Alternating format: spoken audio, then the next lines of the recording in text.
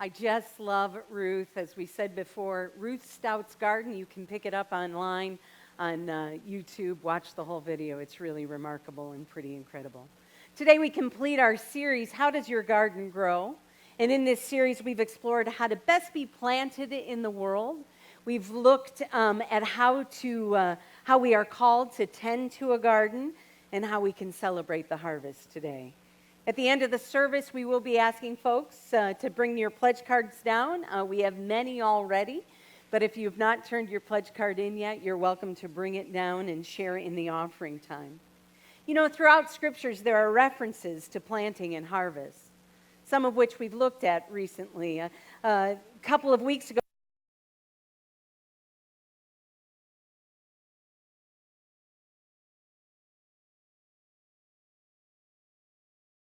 we are, and not necessarily to be very particular about it, because when we leave a bit of God's love in the world, who knows how it will grow and change the world. Today we're going to look at something a little different, and this is how Jesus calls us to be laborers of the harvest. So we are the laborers of the harvest. And he gives us very specific instructions for how it is that we can get this done. Hear this lesson from Luke 10. After this, the Lord appointed 72 others and sent them 2 by 2 ahead of him to every town and place where he was about to go. He told them, "The harvest is plentiful, but the workers are few. Ask the Lord of the harvest, therefore, to send out workers into his harvest field. Go, I am sending you like lambs among the wolves. Do not take a purse or a bag or sandals, and do not greet anyone on the road. When you enter a house, first say, 'Peace to this house.' If someone who promotes peace is there, your peace will rest on them. If not, it will return to you. Stay there, eating and drinking whatever they give you, for the worker deserves his wage. Do not move around from house to house. When you enter a town and are welcomed, eat what is offered you. Heal the sick who are there and tell them, 'The kingdom of God has come near to you.' But when you enter a town and you're not welcomed, go into the streets and say, 'Even the dust of your town we wipe from our feet.' Now, this is a warning to you. Yet be assured, the kingdom of God has come near." Can you imagine being there that day, being with Jesus since he's sharing this important message? Perhaps he too had some donuts and bagels, and when they ran out, he just made a few more. Perhaps they had a little bit of coffee there as well. Perhaps he had a pretty great band and a pretty decent leadership team. Perhaps that's what it was like that day. And then as he is standing there preaching, he points to you, to you, to you, to you. Yeah, you. And he says, "Hey, you, yeah, you, it's time for you to spread the good news about the garden." You look around and you say, "Me?"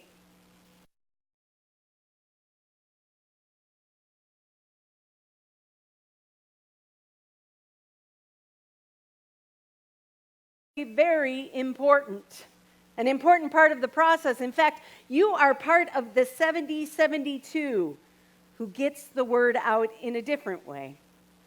He puts the challenge to you to go forth, bring some peace, bring some goodness, bring some good news. My question to you is, would you go? And would you accept the challenge? Not long ago, I shared in a conversation on the telephone with somebody who's fairly new to the garden. And near the end of the call, she said, "You know, I'm so glad I found the garden." To which I said, "And I'm really glad that you're here with us and part of the garden family." And she said, "Yeah, it's great to be in a church where people really give a stink about you." And she didn't say stink.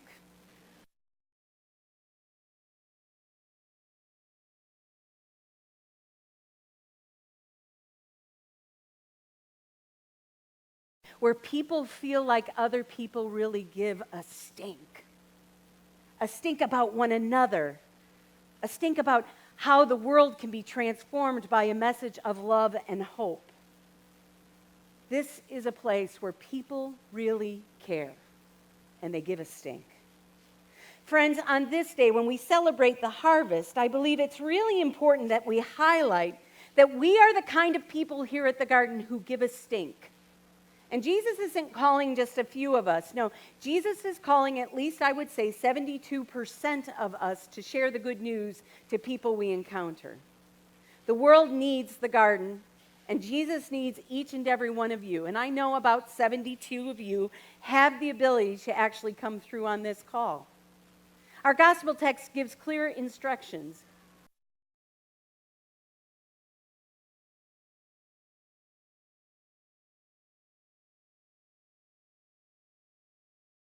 He says, don't take anything with you. Don't worry about your purse. Don't worry about your Gucci sandals. Don't go worrying about anything like that. Just get on with it. Put down the baggage. Jesus also says, let your heart lead and bring peace. Because the harvest is plentiful, but the workers are few. He says, go to house and leave your peace there. I would say it's not just your house or a house, but it's your neighborhood, it's a restaurant, it's your office, it's the mall, it's anywhere you go, seek to leave peace. I guarantee you, my friends, if you are intentional about this peace thing and bringing peace into the world, God will take over and it will rest on others. This past week, Andrew and I celebrated our big 8th anniversary. It's a very significant one, isn't it? In Naples, Florida. It was really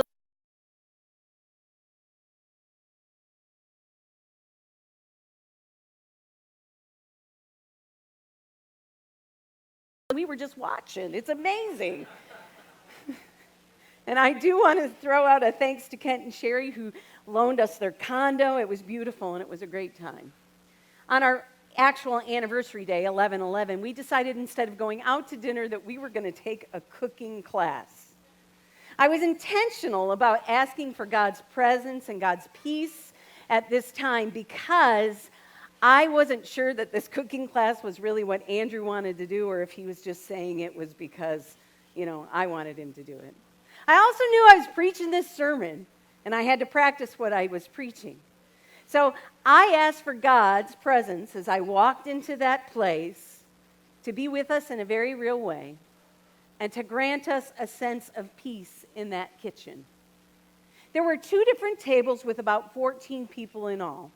These tables started filling up with all kinds of people, and this is so interesting to me. There was a great lady named Lori and a gal named Karen and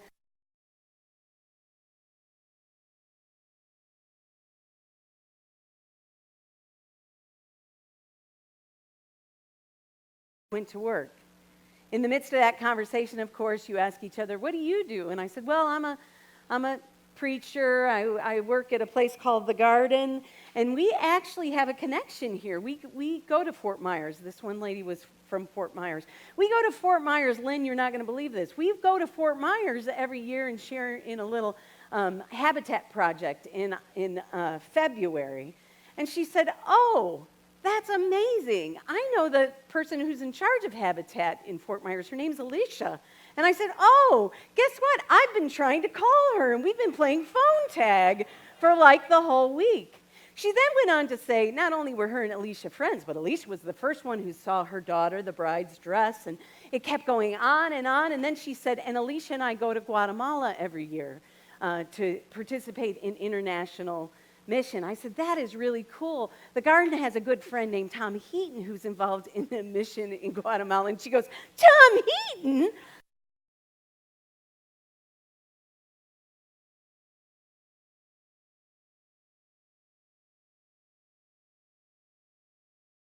God can take hold. And it was really fun to have this connection because we were getting ready to start playing with sharp knives and all kinds of things. And it's good to have some friends around when you're getting ready to do that. Amazing to me how that works. Not only did I ask for God's peace, but God granted peace and so much more. The class was absolutely great. And in the end, we shared in this great meal together. And during the meal, this one gal named Lori kept asking Andrew, because it's clear, he's the big cooking star there, a whole bunch of questions about the meal we had just prepared. She then went on to share with us that she was planning on having a dinner party at her home on Thursday night, and she's not a cook. And so she kept asking question after question and writing down in absolute detail what Andrew was saying to her. To which I then said, hey, why don't we come over and help you cook your meal? When my husband picked his jaw,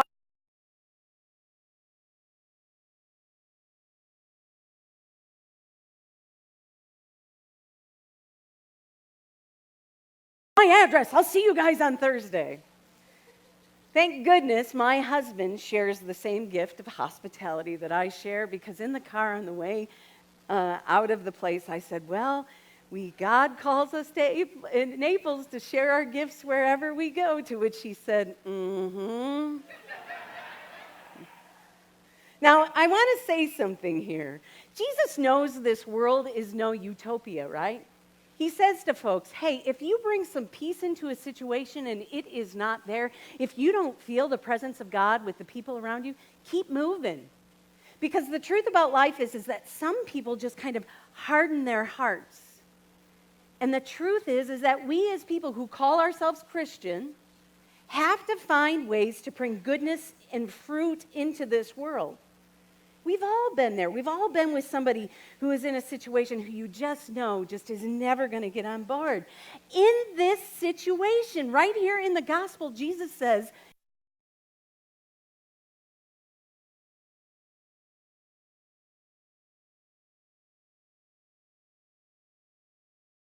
keep moving, well, but you have to first seek to bring some peace into the situation. Peace and goodness, which is exactly what I tried once again when my husband was so enthusiastically driving to this woman's house to help her prepare this meal. I said, oh God, this is a neighborhood that I'm not sure they're actually going to even let us into, because I'm not sure these are our peeps. But I know you love us, God, and they let us in. They let us into the neighborhood, and before we stepped into the house, I said, God, just bring some peace here. Help me remain married for yet another year. Help me in this situation. We walk into the house. She's got everything out and ready to go and says, I got to dry my hair. Takes off. We don't see her for an hour. Smart woman. Smart woman.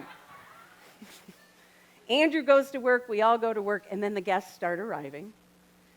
These guests start arriving, and I'm pretending like I don't speak English.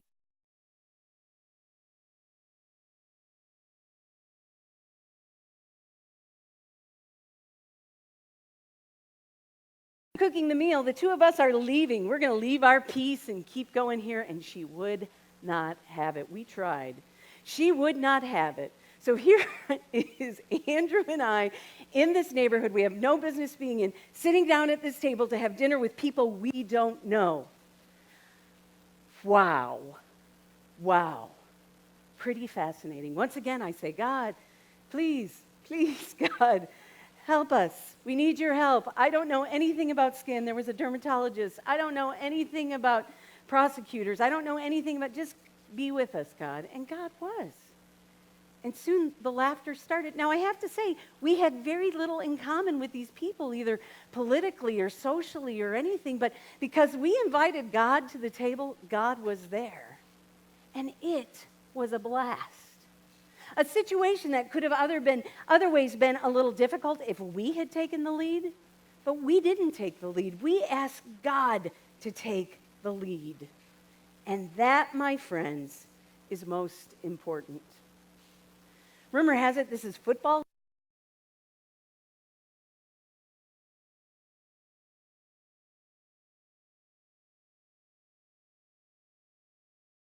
Competitive group of people in this world.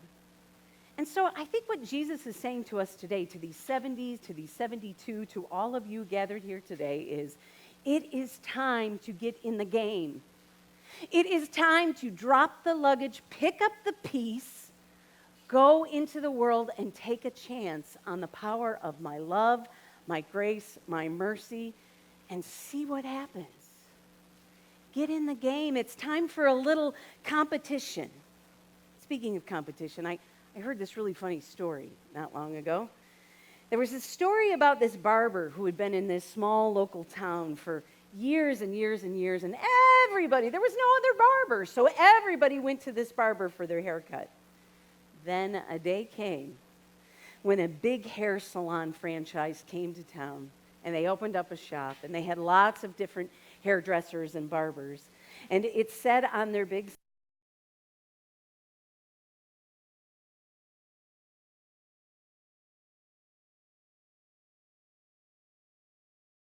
and to dwindle. And he just couldn't keep up. He couldn't compete.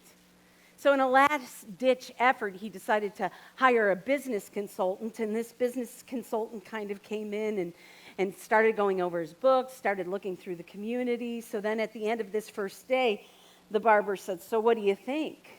Should I close up shop?" The consultant said, "Not yet. I'll be back tomorrow." The next day, the consultant showed up with a huge banner, and he hung it in front of the barber shop, and it said, "We fix $3 haircuts." See, the competition doesn't always win. The competition doesn't always. Now, don't get me wrong. I am not saying that we are in competition with other churches.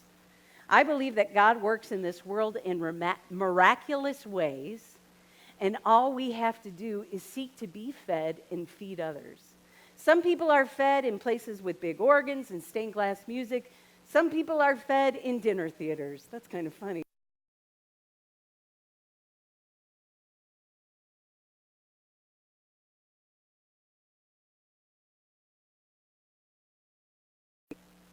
This is an important place in the world, my friends. There is an important message here because we are people who really give a stink about life. We really care about one another, and we care about this world. And we believe that God's love can and will prevail in this world. I do believe that there are some bad haircuts out there. I had an opportunity on rainy days this week to watch cable. We don't really have cable at home. There are a lot of really bad haircuts out there. And they're not from churches, no. They're from things like despair and hopelessness. They're like things like people not believing that the world is a good place. There's hopelessness, despair, and anger. There are no conversations anywhere. People are like just not even going anywhere near seeking to bring peace into the world. Well, that's where you come in. All 72 of you. No, not just 72. All of you who have gathered here today. It's time for us to get out there and seek to make a difference in the world. It's time for us to realize that God's peace and goodness can overcome the challenges that we're facing here. It's time, my dear laborers, yes, He calls us to be laborers. He calls us to take off our high-heeled shoes. He calls us to get out of our nice cars. He calls us out into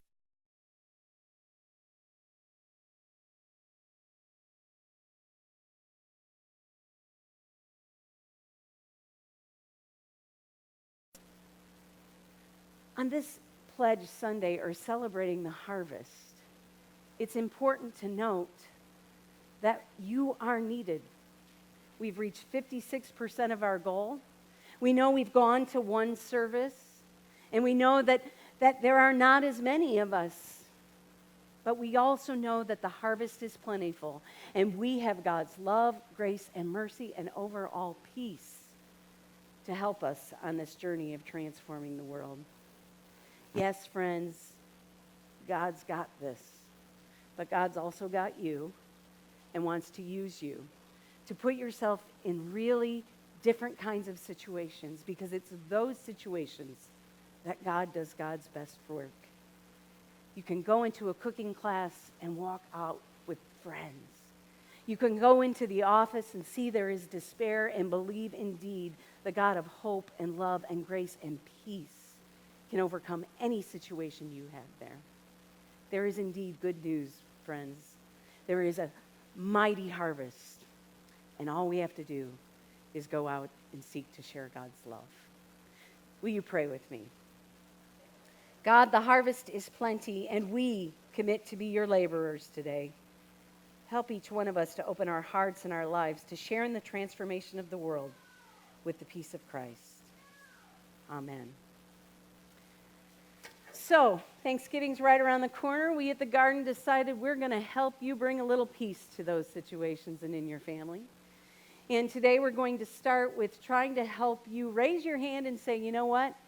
I'm going to do the prayer over dinner. And well, maybe this guy can help you just start working on that now.